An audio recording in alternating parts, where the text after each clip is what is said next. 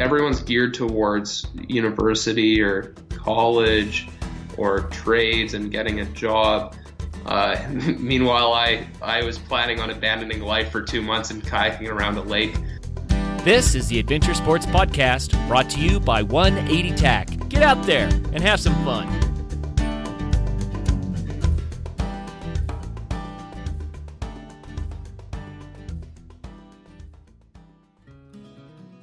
Hey everybody, welcome to the show. I hope you had a good weekend.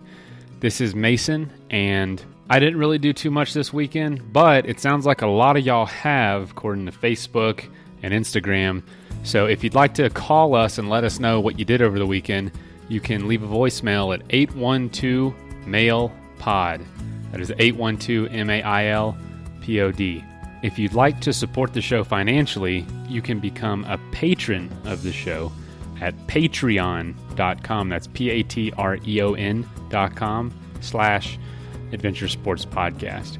And that just helps us to keep the show going. That helps out with all the inevitable expenses, as well as helps us take our time to find the best guests possible. So if you'd like to do that, we'd really appreciate it. And there's a lot of patron-only content that you can get through the platform. That's my dog whining, so hurry, stop. Anyway, today's episode is really cool. We got a kid, not a kid, I guess he's, well, especially after this trip, he's a man now. He circumnavigated Lake Winnipeg on kayak at 18 years old. A really cool story, real young guy, just beginning his adventure sports career as an adult. And I'm pretty impressed by his outlook and a lot of his reporting on the trip. And it's going to be a good show, so I hope you enjoy. All right, Kurt, take it away. Hey friends, welcome back to the Adventure Sports Podcast. I have Alex Martin with us today, and Alex did the coolest thing this summer. I should kick this off by saying that he's 18 years old. Just not been 18 for all that long, and he circumnavigated solo, first person to do this, Lake Winnipeg. And I think it's the coolest thing. He's a great guy, and I can't wait to hear about this trip and how he got going doing this. So, Alex, welcome to the program. Hi, thanks for having me. Yeah, man, it's so cool what you did. And when I heard that you were going to do it, I think I first heard about this while you were either on the water or hadn't started yet. I think maybe you were on the water. But regardless, it sounds like it went off without a hitch. Is that right? Yeah, it was awesome. So cool. Well, I can't wait to dive into the details of this. So we're going to be talking about what the people call it Southern Canada. I still think of it as pretty far north, the northern reaches of this continent. So we're going to be talking about what Lake Winnipeg is like, what it's like to grow up in that area. We're going to be talking about kayaking and what it's like to do that big of a trip and a lot of things like that. So let's kick this off, I guess, Alex. You say you grew up in the city of Winnipeg, right? Yeah, I grew up in the city of Winnipeg, as well as an area located on the eastern side of the south basin of Lake Winnipeg. So Lake Winnipeg, you said, is like an hour or something like that away? Yeah, about an hour's drive. Okay, and believe it or not, I did see Lake Winnipeg, just barely, when I was a year younger than you are now. So I drove up there with a buddy in my 1968 Volkswagen. So I can claim that I've at least seen it, but I have no memory of it really. So you're going to have to fill us in. What is Lake Winnipeg like? Yeah, Lake Winnipeg, a lot of people haven't experienced it very much, even from Manitobans. You know, people, if they have been to Lake Winnipeg, people tend to go to the South Basin. The lake's split into two basins, the North and the South. The North is a lot more remote. There are many communities located on the North Basin's shorelines, predominantly First Nations communities. And it is a lot larger, and it's known for having bad weather. And then the South Basin's South Basin's smaller. It's what people mainly think of as cottage country. So you have a lot of very nice beaches that many Winnipeggers travel up to on the weekends and stuff like that. And that's mainly what people think of as Lake Winnipeg, especially when it comes to Winnipeggers. They think of, getting to sit down on the nice beach. You go when it's nice out. You go when it's sunny and there's no wind. So the lake is calm, and that's what people tend to go for recreation. Whereas myself, I like to push it and go on those windy days, whether it's windsurfing or kayaking, and really get into the big swells that Lake Winnipeg gets in the storm season. And there are a lot of islands in this lake as well. You have a feel for how many? There's a lot on the eastern shoreline. The South Basin doesn't have too many. I would like major islands. It's not like Lake Superior. So my father grew up on Lake Superior, and there's a lot of islands out there, and they're all named, right? And people will travel out to, like one island for lunch, or you'll take your canoe out and go island hopping. But the South Basin, there's a few massive islands that are home to recreational communities, such as Hecla Island. There's Deer Island, Bear Island. There's some in the North Basin that are very populated, like Matheson Island. And then you get more remote islands like George Island, which ends up being sailing destinations for keel boats. And then there's a lot of very small islands on the East Shore that, to me, when I was paddling through them, it was very much like experiences I've had on the East Coast, and as well as some of the Great Lakes. I'd guess there'd be about maybe 30 major islands, very big to, the very, very small islands. And there'd be hundreds of small rocky islands on the east side. Wow. Well, I have Wikipedia open because I wanted to be able to speak somewhat intelligently about this lake. It says that it's a relatively shallow lake, which I guess it averages about 40 feet deep, something like that. Yep. And which is kind of interesting. That means that if the wind gets hauling, you probably have some huge swells with that huge swells. Lake. Yeah, and they're very, very. They're known to be very difficult to paddle in. There is a saying that I'm not sure if it's Manitobans inflating their ego or not, but the saying is if you can kayak or windsurf or sail Lake Winnipeg, you can kayak or windsurf or sail anywhere. And people usually fill in their own sports into whatever category that is. It is, because it's very shallow, there's also many issues with timing for waves. So when you go and surf on the ocean, for example, you're given the period between the waves. I haven't been surfing on the ocean in a long time, maybe like 4 seconds or something like that. Lake Winnipeg, you really get no break in between them. So one of the major issues it's a lot of fun for surfing or windsurfing because it is a challenge. But when you're in a kayak that's 18 feet long, if you have large swells and you're surfing one wave, you end up surfing 4 or 5 waves because they end up being so close together that you have very little trough and a period that's under 1 second or 2 seconds. Oh, that's crazy. That's something I would not have known nor thought of. So it means it's probably a little bit more chaotic. I mean, when it gets rolling, it's really rolling. Yeah, and it's gained a lot of infamy for some of the ships that it's taken down. There has been a lot of major shipwrecks on that lake. I can't remember the name of the ships for the life of me, but there used to be very, very large passenger ships that would go around the lake. Not so much around as up and down, coming out of Winnipeg and traveling onto the lake. And there are ships that were known to be taken down by islands because not everything is well marked.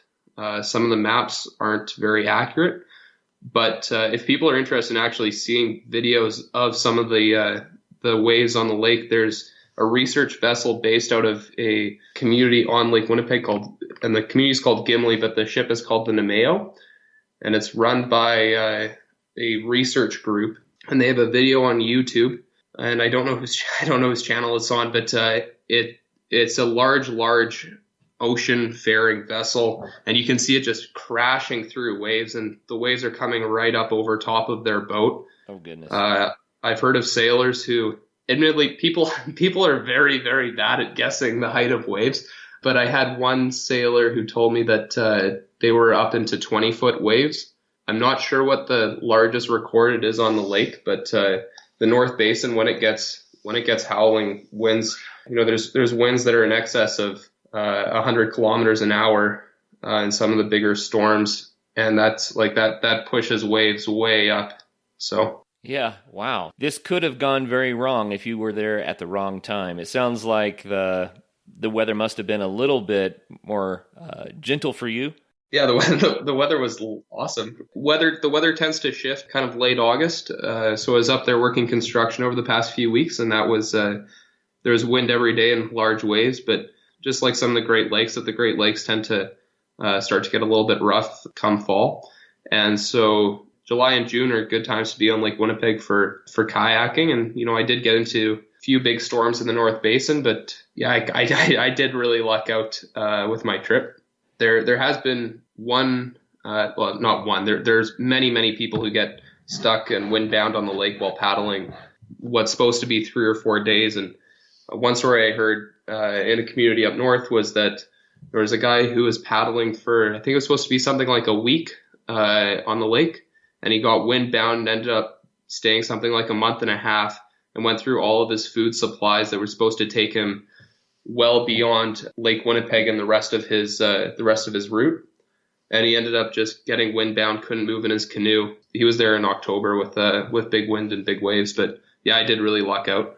Wow. So just a few more bullet points about this lake so people kind of get the scale of it. I'm glancing through this. First of all, I guess we should say how big it is. It is, let's see, 24,500 square kilometers, 9,465 square miles. That's a big lake. This is big. And it is Canada's 6th largest freshwater lake, the 3rd largest freshwater lake that's entirely contained within Canada. Here's something I found really interesting. Its drainage, meaning the area that, water goes into the lake and then continues on out, its drainage is 40 times larger than its surface. It says that that's a ratio bigger than any other large lake in the world, and that leads to just a crazy amount of water coming out of the lake. I couldn't believe this when I saw this. 2,000 cubic meters per second flow out of the lake. Did you know that? I've kayaked that. It's the Nelson River. It's a lot of people asked if I went and visited a community up north, and I'd actually done that in the year prior, so 2017. And we were eating lunch and floating in the boats, and like you're just clipping down the shoreline. It moves very, very quickly. And when you pass by that river mouth at the top of the North Basin, I was told in one of the communities, like you should be a kilometer offshore because you'll feel it pull. And I thought, that's kind of silly. I think a kilometer is really pushing it. I'll just be like well offshore. And it was probably around 750 meters, and my stern actually, I could feel it start to get dragged back. Oh no! So there's two exits for the Nelson River. The main Nelson that flows past a small fishing outpost called Warren Landing, and then one that was put in, I believe, by the Hydro Development Project, which is called 2 Mile Channel. And 2 Mile Channel has a lot more, it's a substantial flow, and you'll see if there's algae on the water, you'll actually see it pushing in towards 2 Mile Channel. So it's a substantial flow rate. It's quite incredible. Yeah, that's just nuts. I mean, you think about it in feet per second, cubic feet per second. For the people in the English system, it's almost 73,000 cubic feet per second. That's massive. So give us a human feel for the scale of this lake. We can read these numbers and they kind of rattle around in our head and we go, okay, it's big. We get it. But what's the perception of it? How big is big to you? There are many moments on my trip where looking out, you get the feel that you're looking out at an ocean. You don't see land anywhere. And it's one thing to stand on a lake and not see any shoreline on the other side, but to go days on end where all you see is straight shoreline on the left side of your kayak and everywhere else around you is water. It's to some degree quite lonely. It's also, to me, it's fun. I took pictures and sent out a lot of photos when I was able to, and people are surprised and they say, like, oh, like I would hate doing that. That looks terrible. But to me, and I'm sure all of your listeners, it's like that's what we chase after. And so like I love that feeling of like where it's you with the wilderness and there's just you're alone out there. I love that feeling. Yeah, it's not for everyone, but people that enjoy it, I think they can really resonate with what you're saying. Yeah, I think it's very, very hard to change the mindset that like if you're worried about being alone out there, if you start off lonely on the trip, it doesn't get much better. And it like I started in the South Basin, so I was paddling by cottage country a lot, and it was kind of a nice warm up into it, because there are portions where, you know, if it's, I always say that the best days for me mentality wise was the hard days, because you're goal focused. You're looking to get to the next campsite and you're dealing with waves and wind. But it's those flat days where there's nothing going on, where it's just flat water. And those are the days that are really challenging, because all you can do is just paddle and there's nothing there to look at except like straight shoreline of sand beach. And that's when it kind of gets lonely, when you have nothing else to do and your mind starts to drift. Yeah, I can imagine. So when you get to the North Basin, I mean, that's the larger body of water, but it's also more remote. How does the landscape change? What does it look like up there? A lot of the landscape up there changes to rock. And so it's also what I got a lot of messages for, because people taking photos up there, people don't normally see some of those things. So there's there's big limestone cliff walls, cliff walls that, you know, like I can be paddling next to them. And again, it's hard to measure things from a kayak, but you know, you can look at trees along the shoreline. Those cliff walls are easily 2 or 3 stories high, and they'll stretch for kilometers. And so it's a lot of people think it's all just sand beach, but once you get up north, you have rocky shorelines where you can't land a kayak, especially in waves, and cliff walls that offer absolutely no security. Like you just have to keep pressing that out. And then marshlands, you get into a lot more marshes. The islands were actually a great turning point for me, because when the islands started, it was kind of my home stretch south. And so making that run through the islands, you go from a large open body of water to suddenly being enclosed in those rocky islands. And that's really something. I really like the diversity of all of that. So did you do the route clockwise? Is that the way to this? Yeah, so I started a community called Grand Beach, which is about a day's paddle from the very bottom of the South Basin. It's located on the east side. So I went down to the very bottom of the South Basin, north on the west side, and then over top on the North Basin, and then south on the east. Very cool. So I am also looking at Google Maps right now so I can see some of what you're talking about. And I was just in that North Basin looking at the cliff faces with lots of little rocky islands and hundreds of little rocky islands you'd have to navigate through. And I was just thinking, well, are those rocky islands, those little ones, did that give you a place where you could land and camp? Or were they actually more of a nuisance because it was stuff you had to avoid? The major nuisance of those islands it's a low water year this year, and I've heard that it's 3.5 feet lower than in previous years. Other people have said 2.5 feet, so I'll call it 3.5 feet because that sounds more dramatic. But there's islands that are on that shoreline that aren't put on the map, whether it's because low water year, so these reefs have become rocky shoals, or because the islands just aren't well mapped. And so in some degree it was difficult because they're very hard to navigate through. And I've done a lot of navigation in other areas, in other water bodies, where the islands are a blessing because they're really easy to know where you are by looking at the map. But the inaccuracy of the island sometimes meant that I was figuring out where I was based on the average speed I can move in my kayak, and then figuring out how many hours I've been paddling for. Okay. So, dead reckoning. Yeah, I should say that's totally unreliable. Like I did have I had a Garmin InReach, which is a satellite device, and it allowed me to communicate with people, but also showed my location. And there were days where, to be honest, there were many days where I really didn't care where I was, because as long as I'm not at the finishing point, I know I'm not moving backwards. And so I just keep paddling, and then, at the end of the day, check where I made it to so that I can compare it to where I think I am on the map. And you're always within like 2 or 3 kilometers. To answer the original question, like they were a blessing to some degree because they offered protection to big winds. On the other hand, they became a nuisance because it is very difficult to navigate them. Wow. Do you have a mileage total? How far did you paddle? 1,672 kilometers.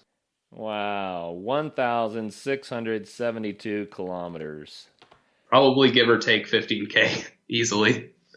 But it's the shoreline. Interestingly, no one can agree on the shoreline distance. If you check a government website versus, I think, Wikipedia and like the Canadian federal government's website, it varies between 1,800 kilometers and 1,700 kilometers and 1,750. But once I had it all mapped out, it was just under 1,700. So you're just pretty darn close to 1,000 miles. That's kind of where it translates to. That's a long way in a lake. One lake.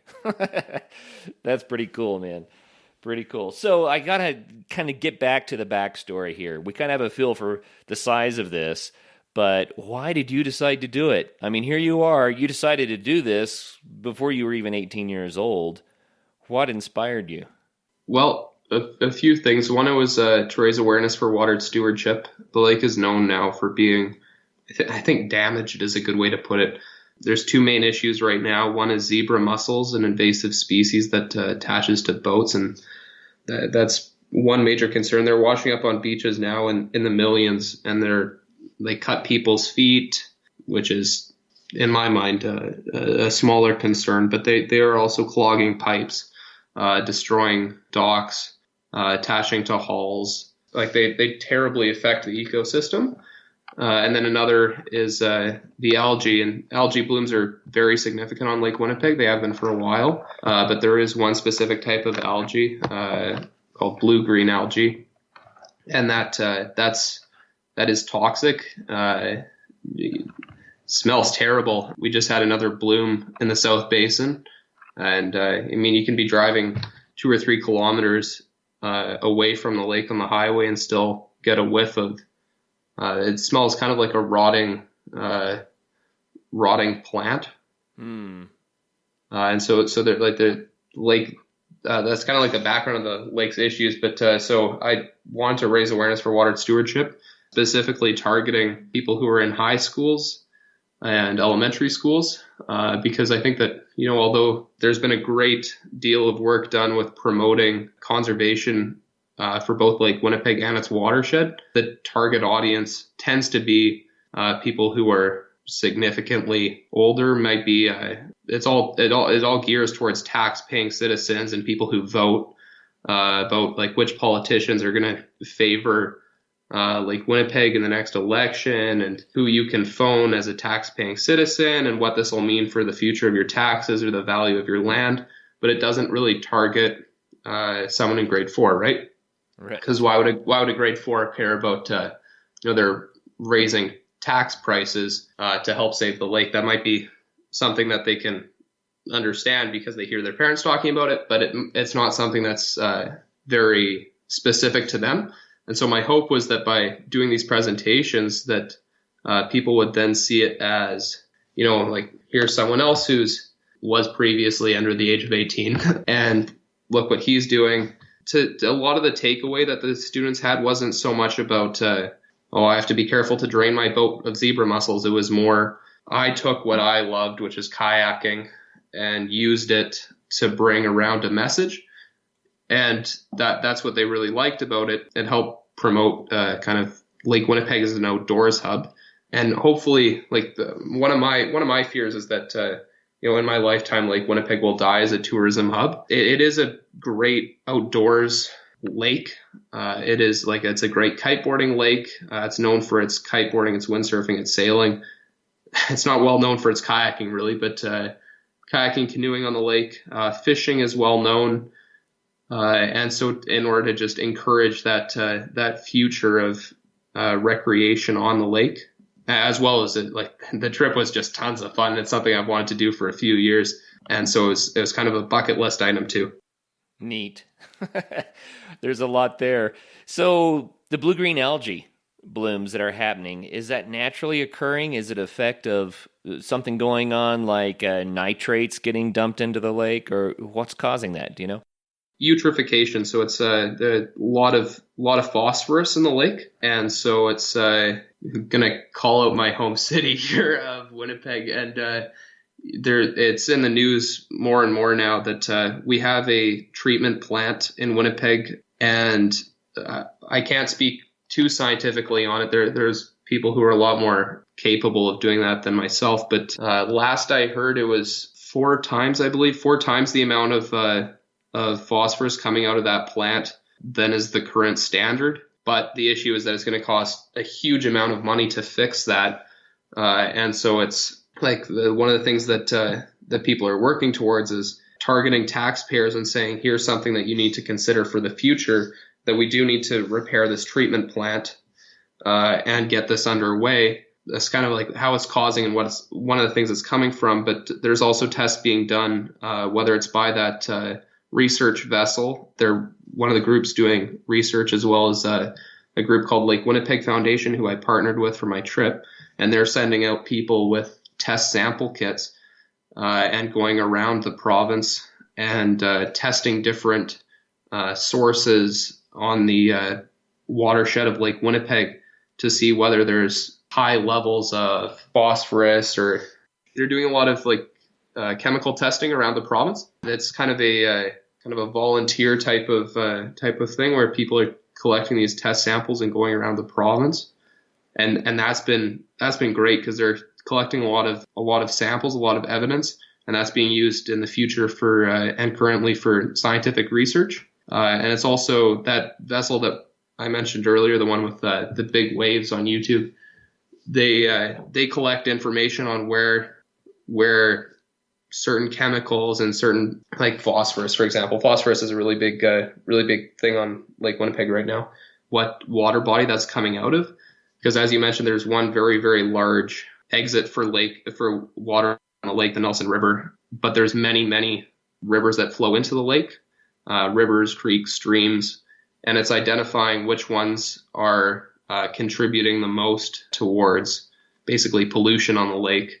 Whether it's in the form of microplastics or the blue-green algae, untreated wastewater.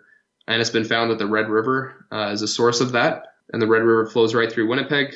It's where that water treatment plant is, or the waste treatment plant. And so that's something that's been identified. And now it's taking it to the next step politically and saying, okay, how do we turn this into a political standing where in the future of provincial municipal politics, this can be used as a platform and encourage people to vote based on fixing this North Water Treatment Plant.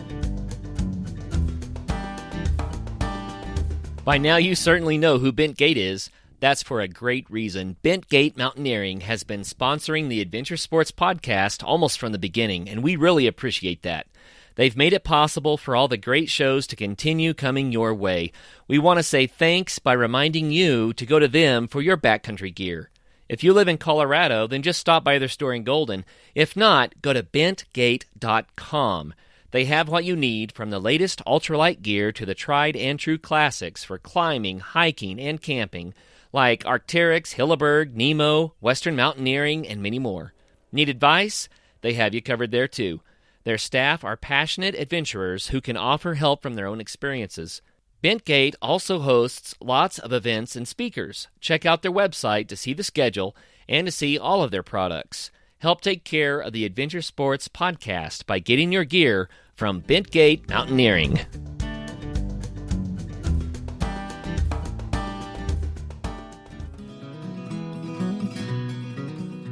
If you want to get into backpacking but you're not sure where to start, go check out campcrate.net. Camp Crate can help you plan the backpacking trip of a lifetime and supply you with all the rental gear you need. Simply go online and choose your gear and your itinerary. Camp Crate will then ship your gear anywhere in the U.S. When your trip is finished, use the pre-printed return label to ship the gear back. It's that easy. Camp Crate. Rent, explore, return.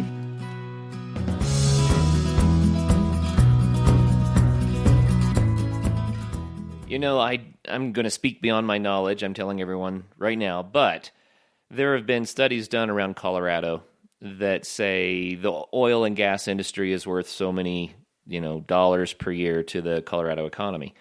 And then they look at tourism, and tourism dwarfs the economic impact of the oil and gas industry. And so what people are saying is, why are we looking at a short-term damage to the land that will hurt our long-term biggest economic impact, which would be tourism?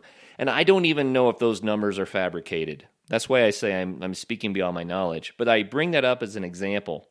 It's really easy for people to come up with all sorts of numbers and facts and figures to try to promote their cause, but it might be that the long-term benefits of tourism on the lake outweigh the cost of repairing this waste treatment plant and others, to the point that it's just a no-brainer if we just look a little farther down the timetable. You know what I'm saying? Yeah, and one of the things I should mention too, price point, which I just looked up, it's estimated over $1 billion to repair that North End sewer treatment plant. $1 billion for a municipal government where Winnipeg is. That's big. Yeah, like that's a lot of money. That's big. And so encouraging people to what would probably inevitably be a large tax increase. And I mean, again, I'm just a kayaker. I'm not a political scientist or in any way involved with government stuff. But that is a large bill to foot. And so I think encouraging people that don't give up on Lake Winnipeg, and that Lake Winnipeg is still part of this province, is something that could hopefully encourage people to consider footing that bill and creating a new wastewater treatment plant, or just simply making the upgrades to bring it up to what is now considered the current standard. Yeah, well, with numbers like that, and I'm not going to dive into the politics of this, but it really needs to be viewed as a national treasure, right? Yeah, so it's not a municipal problem anymore. This is a national problem. For sure, and it's if I remember correctly from the presentations, it's been a few months since I've done one of those, but it's Lake Winnipeg's watershed is just massive. It's 1 million square kilometers and then home to, I believe, 7 million people. And it covers 4 provinces and 4 states. So it's a very, very large watershed for this lake. And I mean, even if we start with small things, 7 million people, that's a large community that can definitely, we can start to see real solutions. I love it. Well, let's dive into the trip itself, man. We have danced around this, but we got to hear the stories. How many days did it take? I started June 27th and finished August 3rd. And then this is where it gets complicated. It was 27 paddling days, 28 days if you include one day that was down for weather. But of course, if you're doing the math along, that's not equal to June 27th to August 3rd. So I did spend a large amount of time in communities up north, researching stories, taking pictures and taking videos and doing interviews. That's all being forwarded to the organizations that I partnered with, as well as being used in the future for our presentations. Cool. So as an 18-year-old, how did this impact your perception of this part of the world and perception of humanity itself? Well, first off, I graduated high school at the end of June. This trip was kind of my endpoint of high school. And so I'd grad on this big grad dance, kind of like prom, on the Monday, and I left on a Wednesday early in the morning. And so I had one day to trade a suit jacket to a paddling jacket and get out on the water. Everyone's geared towards university or college or trades and getting a job. Meanwhile, I was planning on abandoning life for 2 months and kayaking around a lake. And so it was, for one, it was a thrill, and it was something that I've been doing every summer. I've been doing big trips every summer, and it was now making it have a larger purpose, as well as one of the greatest things I found was just the hospitality everywhere around the lake.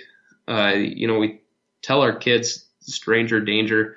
And meanwhile, I was spending nights with people that I've never met before, and they'd see me on the beach and say like, "Oh, I know you. We saw you on the news. Come in, have a bite to eat and a place to stay."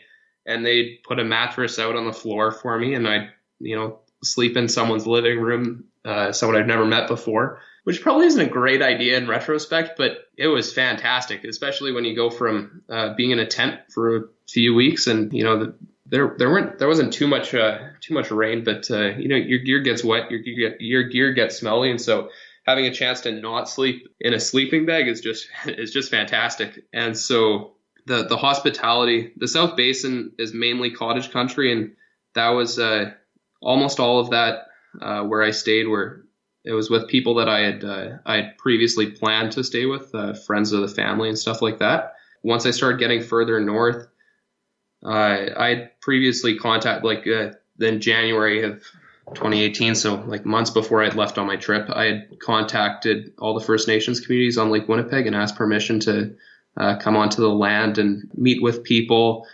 And they were super generous. They offered me a bunch of information about the lakes surrounding their communities. Everyone was very welcoming, gave me a place to stay.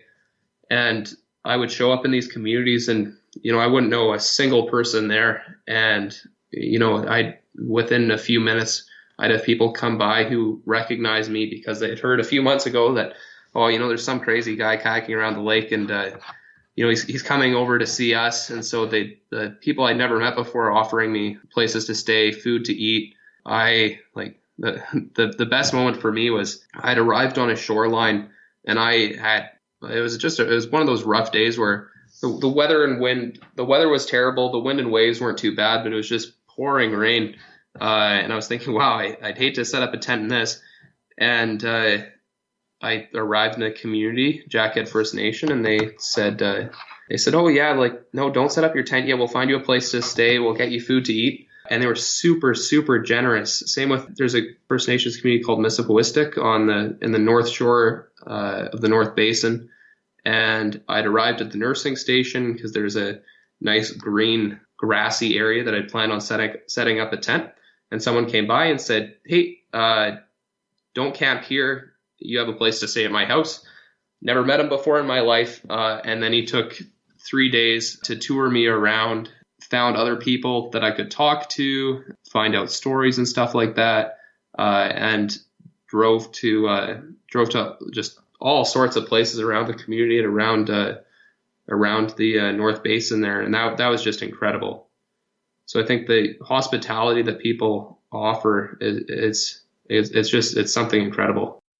Statistically, it's kind of hard to pinpoint exactly, but you hear numbers like 90% of the people in the world are just really great people, who care for their fellow human and that sort of thing. There's somewhere around 10% that might be a little bit more nefarious, and there's 1% that you kind of have to watch out for. But what that tells us is that, even that 10% that may not always be on the up and up are generally going to treat you right. And so we're talking about 99% of humanity that can be reasonably trusted, and we forget that, we were taught as kids that the world can be a dangerous place, but the reality is that it's almost all safe. It's mostly safe. It's really just that 1% you got to watch out for. And I love it when I hear from people like you who go out and say, "Wow, I met this perfect stranger, and next thing you know, I'm sleeping in his house. He takes 3 days off. He shows me around. I met all these people. It was amazing." That's the story about humanity that I like to hear. I think it's just pretty cool. So did it change your perception then of people? Do you think the world is a safer place now? Yeah, I still probably wouldn't just sleep at anyone's house in Winnipeg. I think that'd be a bit of a reach, but there's something called northern hospitality, and that's a term that's I think sometimes it tends to be thrown around a lot without very much concentration of like the meaning behind it. But you get into northern communities and everyone looks out for each other. Another one of my favorite stories was there's a small harbor in a section between the South Basin and the North Basin that's called the Narrows. And I'd arrived there in a kayak and, of course I'd arrived there in the kayak, but kayaked up there and there's a harbor there and there's 2 boats left in the harbor as the end of fishing season. It had closed on July 10th, I think, or something like that. And so I arrived, no boats around. There's no community around it either. It's just a harbor where people park their boats and they drive to wherever they live. And, there's a sign that says, no camping violator. Anyone who violates this will be prosecuted or something like that. And, the number to contact if you're landing a boat there. And it was about maybe around 8 o'clock at night. And those phone numbers are all after 5:30. No one's picking up those phones. And so I pitched a tent on the grassy area and thought, middle of nowhere, I assumed that anyone who would come by would have a little bit of a heartwarming decency and let me stay there. So I packed up, went to bed, flipped the kayak over in the bushes, sitting in my tent, and I hear a truck come up. And I could hear someone say, well, would you look at that? And I thought, that's probably the harbor master coming to give me a rough time for camping. And so got out of the tent, walked up, and these 2 people sitting in a truck looking at me, and the guy looks at me and goes, where are you headed? And I said Grand Beach, which must have looked really strange because I was about 450 kilometers away from there. And the guy's eyes kind of like widen up, and his wife goes, well, where are you headed to tomorrow? And I said Matheson Island, which is the big populated island in the North Basin. And they said, oh, well, there's bad weather tomorrow. We wish you the best of luck. I said, thank you very much. Went back into the tent. Around maybe 9:30, 10 o'clock, I wake up to these high beams pointed into my tent. My gut reaction was like, oh, this isn't going to be good. And so I got changed, got out of the tent, and the same couple's back there, and the guy goes, didn't want to shake the tent to wake you and think that there was a bear, so we thought we'd shine light in. And he goes, we brought you food.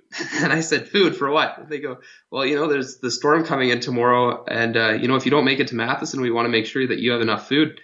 Meanwhile, I had a week of extra food left in the kayak. And so I told them that. We had a good laugh over that. But they had brought me fresh cooked apple pie, apple juice, and orange juice because they weren't sure which one I would like. They also brought me a can of, I think it was Pepsi, 2 bags of chips, and then fresh fruit. And so I had a laugh with them and said, like, oh, that's very generous, but I don't need it.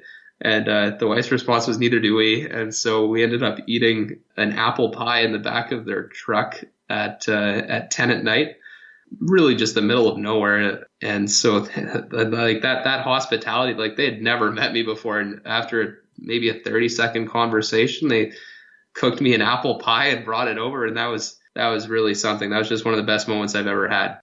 That's wonderful. I love stories like that, man. That's a beautiful thing. That's so cool.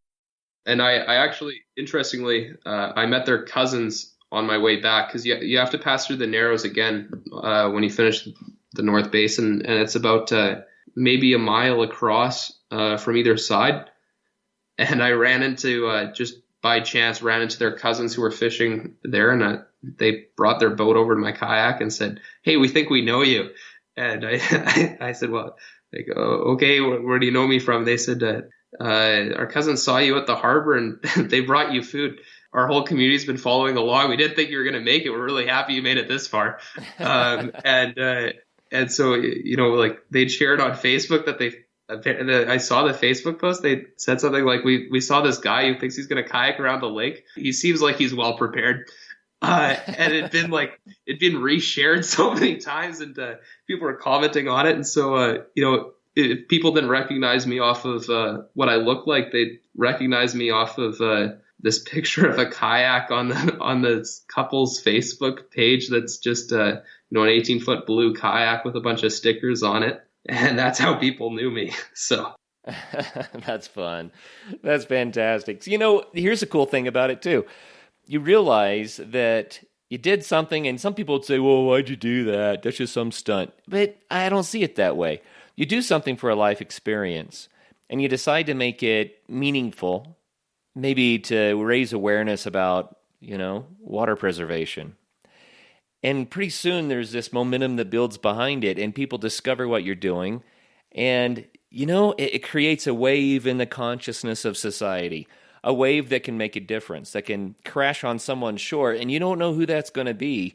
You might change a life. You might change an attitude. You might provide hope for a lot of people just because you shared your story. So why not do it? I think that's one of the most beautiful things about adventure sports, that it often goes overlooked. By doing some of these things, you can actually make far-reaching impacts in places you would never anticipate. So that's really cool. You got a little buzz going around your trip, and people are watching what you're up to, and that's just fantastic. Yeah, I've just the beauty behind this trip was that strangely, for some people, it seemed to mean a lot of people. It meant just as much to them as it did to me, and then strangely, some people it meant more to them than I ever set out to have it mean for me. And I have different reasons for loving having done this trip. Meanwhile, there's people who everyone finds their own connection to this trip, whether it's watching me pass through the community that they're originally from, or where their grandfather used to be a commercial fisher, or where their grandmother used to have a trapping line, and that's their big takeaway from it. And I think it's just unique to find people's different perspectives on what beauty in the outdoors means to them. Yeah, that's great. And so what about the natural impact? You spent a lot of time. Let me ask this question first. What was the longest period of time that you were alone, that you didn't see other people? Well over a week. I just got to think this back in my head. 1, 2, 3, 4, 5, 6. I think 12 days. 12 days. So that's a pretty good stretch. That gives you plenty of time to get into the rhythm of nature and to have that experience. What was it like? What is that solitude like? What was nature like in that area, and how did that impact you? I've often said that I was on this radio show before I left, and I'd opened it up to people to send me emails and contact me with comments, questions, concerns. There was a lot of people who were, whether they made it public or not, were definitely going to be rather dubious of this, because this is a rather dangerous undertaking, especially when people equate my age to, well, I have an 18-year-old son named Jason, and he plays video games in his living room, and he wouldn't survive this, so he won't survive this either. And a lot of people would make those type of comments on a public forum that, it's not appropriate for me to respond to. So my hope was that people would send me emails with concerns and stuff like that, and I could hopefully answer that so that they wouldn't go through the whole summer with the thought that this is a dangerous undertaking where the guy's going to die. And so I'd opened it up, and one of the emails I got was, this lake doesn't care if you're alive or dead. Don't Wow. do it, or something like that. Yeah, it was very dramatic. And so, my response to that is if it doesn't care if you're alive or dead, that doesn't mean that it's out to kill you. You kind of get this mindset when you're out on the trip that the lake watches out for you to some regard. I think there's many people who have a very deep spiritual connections to that lake. And, I think you talk to a lot of people and they'll all agree that, if you're out there for a good reason, the lake does really watch out for you and your best interests. So. Interesting. So you had a real strong connection with the lake and with the land then. Mm-hmm. Wow. And I guess I am humored. I think it's funny when people say, "Oh, he's only 18, he shouldn't do this." But there's no reason not to if you're prepared. Well, what am I going to do? Do it when I'm 30 and have a full-time job? Who's going to? I highly doubt I'm going to find an employer who goes, "Oh yeah, sure, take 2 months off to kayak around a lake." So this was the best time to do it for me. So I love it. I love it. Well, and another question I had to ask was, what about your folks? What'd your parents say? I've admitted this before, so I think I can admit this now. I started planning this in September. My mom found out about it in November, and then my dad found out about it when we were all on a family vacation in Costa Rica. At a moment that I thought, like, wow, he seems like he could slowly adjust to this concept. And so I think I told him it would be end of December, early January. And so it was, a lot of the foundation was already there for the trip. A lot of the planning had already been done. And I let him know, and I told him about it around the dining room table. And I think his first response was something like, my parents were anticipating this because I've been talking about this for the past few years. But I think my parents also thought that this was going to be something that, like, it's one of those things that you keep thinking would be a great idea, but you never really commit to it. But, after they settled into the idea that this was something I really wanted to do, they were incredibly supportive. I think a lot of parents, and I think it's true now more than ever, as their child's success grows in a sport, so does their apparent knowledge in it. So you'll talk to someone who has a kid who plays hockey, and the parents never played before, but suddenly they're a professional coach. And my parents have a real gift of not doing that. They do know that, they fall back on what I kind of believe, and so I don't have I've very much been gifted with having parents that allow me to make my own decisions, trust my knowledge on stuff, and as well, like when I chose. I was stuck between two kayaks. I didn't know which one I was going to take for this. I wanted to get a new boat for the trip, and I was stuck between the Rockpool Terran and the P&H Cetus MV. And I was just torn. I could not decide for the life of me. And my dad sat down and he phoned different ambassadors for the two companies who use these kayaks, and he looked through all the reviews online, and he looked at not just reviews from the common consumer, but also from engineers and stuff like that about the durability and reliability and how it goes through the water and how it's going to be once it's packed. And so he helped me make that final decision to go for the Cetus. And my parents, I consider them a gift to being able to do what I've done in my life. That's beautiful.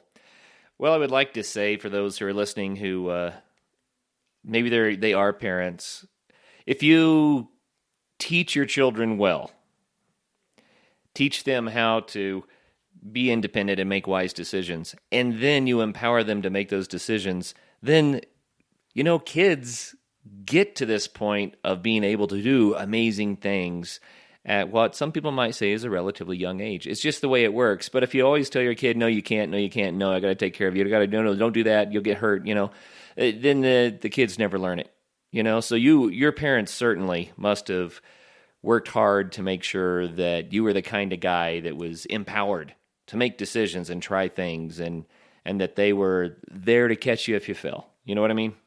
Yeah, and I should also say that they're also very outdoorsy. Like this wasn't just my parents haven't sat around inside of a house their whole lives. When I was super young, we were climbing Mount Assiniboine and Mount Robson. I did the West Coast Trail with my dad when I was 10, and my dad, when I think I was in grade 2 or grade 3, he was looking at traveling to Antarctica. My parents have both done big kayaking trips in Alaska.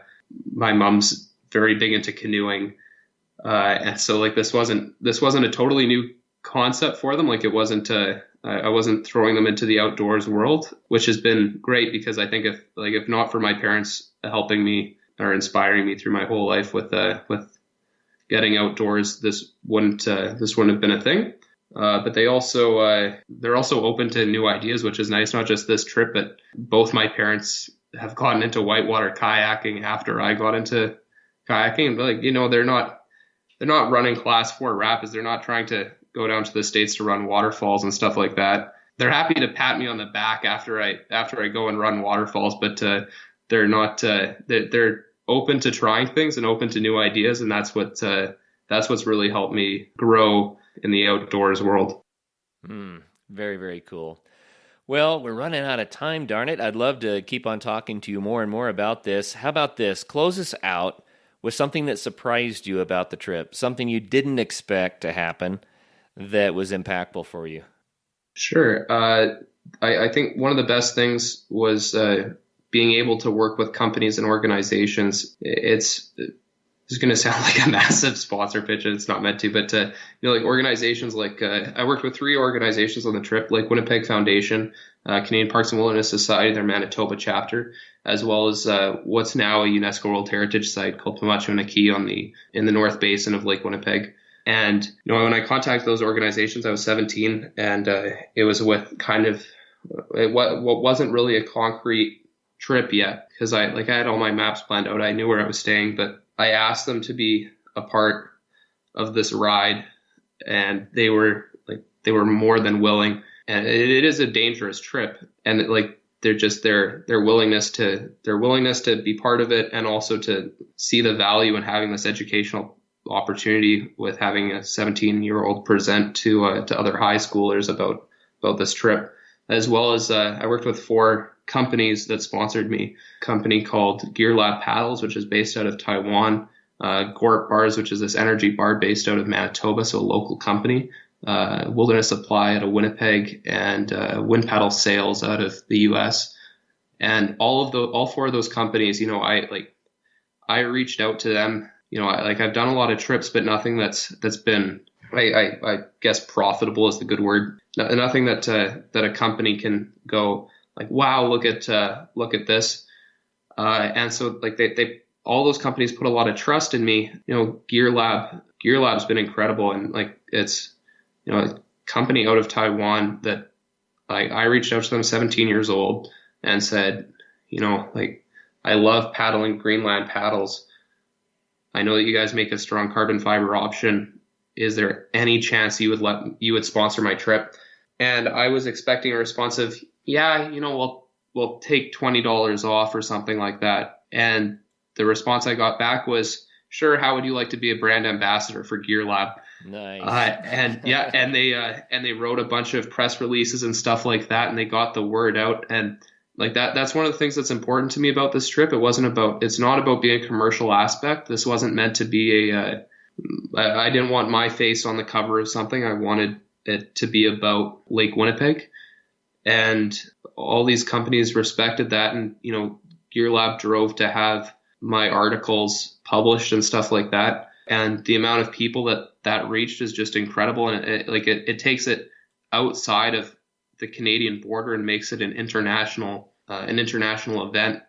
Same with Gorp. They also wrote stuff on their blog and stuff like that.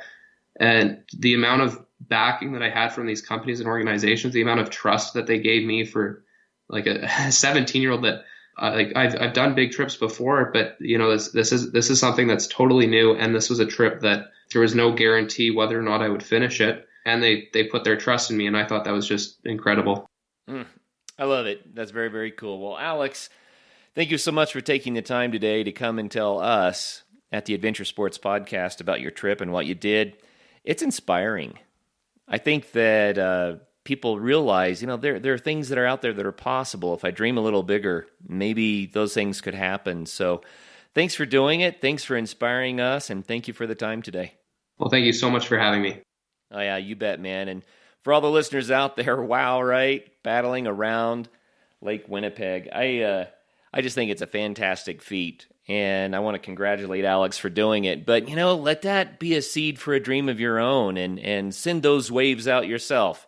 You never know what shores those waves will crash on and what a difference it might make in the lives of another. So until the next show, make sure that you do get out there and have some fun. Hey, y'all. Thanks again for listening. If you really enjoyed the show, please share it on social media. Share it with your friends and family. Also, you can always leave us a review on iTunes. And yeah, enjoy your week and go do something worthy of a story on Adventure Sports Podcast. All right, y'all.